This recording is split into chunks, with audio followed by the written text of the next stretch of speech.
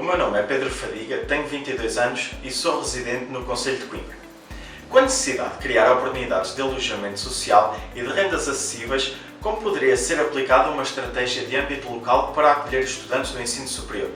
Pensando no impacto que estes estudantes têm nas economias locais, quais serão as bandeiras de incentivo ao acolhimento de jovens mais desfavorecidos? Obrigada, Pedro, pela questão que colocas, que tem a ver com o alojamento social, com rendas mais acessíveis, nomeadamente para o acolhimento de estudantes do ensino superior. É uma preocupação que o Bloco de Esquerda tem tido ao longo dos anos, em especial em autarquias onde existem polos universitários relativamente grandes e onde, por outro lado, também, muitas vezes, a especulação imobiliária faz com que não existam preços no mercado de arrendamento acessíveis a um estudante do ensino superior que acaba de chegar a uma nova cidade e onde, por exemplo, no caso de Lisboa, um quarto pode, neste momento, ultrapassar os 300 euros muito facilmente e isso é um encargo muito grande para as famílias. E é por isso que, do ponto de vista autárquico, as câmaras municipais têm um papel importante, do nosso ponto de vista, para responder a este problema. Aliás, nós temos incluído no nosso programa e temos-nos vindo a bater exatamente por isso ao longo dos últimos anos, que tem a ver com o facto de as autarquias, em articulação com o Ministério do Ensino Superior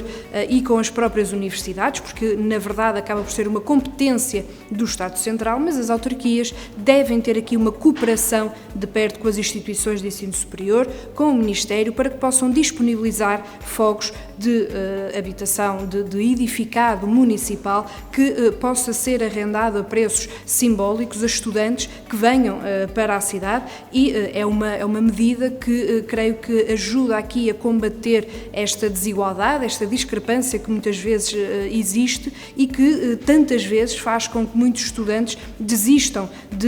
dos seus cursos porque têm que mudar de cidade e porque percebem que não têm capacidade financeira para ter rendas tão altas como hoje em dia. E, portanto, aí, até pelo papel que os próprios estudantes depois têm nas cidades onde se instalam, deve haver aqui este auxílio, esta interligação, este intercâmbio entre autarquia e instituições de ensino superior, por forma a arranjar bolsas de casas, de quartos, até construção nova que possa ser direcionada a estudantes do ensino superior e,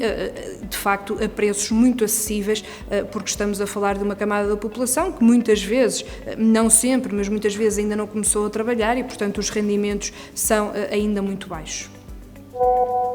Boa tarde a todos, o meu nome é Pedro Neves, sou de Torres Vedras e gostaria de questionar se existe algum plano ou se prevê que venha a existir brevemente que incentive as empresas a aumentar salários, nomeadamente reduzindo a carga fiscal e o custo que cada funcionário representa para a entidade. Obrigado. Obrigada, Pedro, também por esta questão. Ela tem muito a ver com a forma como o mercado de trabalho funciona atualmente. Muitas vezes nos questionam sobre estas matérias, se é pela diminuição ou não da carga fiscal que os salários vão ou não aumentar. Do nosso ponto de vista, eu creio que acreditamos que não é por essa via, nem está aí o problema neste momento para os baixos salários. Existe um problema mais de fundo de propagação de trabalho temporário, de trabalho precário, de não contratos de trabalho em muitas profissões e em muitos setores de atividade e isso de facto faz com que os salários sejam bastante baixos e portanto mesmo no caso em que os salários são mais ou menos equilibrados com aquilo que é a função que a pessoa tem, a verdade é que nós vivemos num sistema em que existe progressividade dos próprios impostos e portanto parece-nos que este equilíbrio se deve manter e muitas vezes este argumento da excessiva carga fiscal que eventualmente as empresas possam ter é apenas utilizado como desculpa ou como falso argumento para não subir salários. Aliás, recentemente, nos últimos anos, sempre que se falava da subida do salário mínimo, por exemplo, tínhamos a parte das entidades patronais muito preocupadas porque isso iria aumentar os seus encargos e que seria impossível aumentar aumentar os salários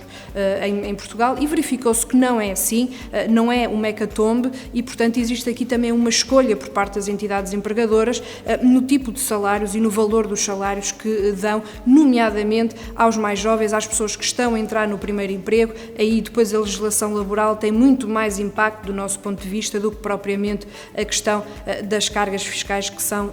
neste momento praticadas em Portugal. E portanto precisamos de ir, por outro lado, do nosso ponto de vista, por garantir mais direitos na legislação laboral que para as pessoas mais jovens estão neste momento ainda muito desprotegidas, e acabar com esta ideia de que o outsourcing e a precariedade são normais quando não deveriam ser, nem sequer se deveriam ter instalado no nosso país, mas existem em vários países. E portanto não parece que seja pela carga fiscal, mas sim pela legislação laboral.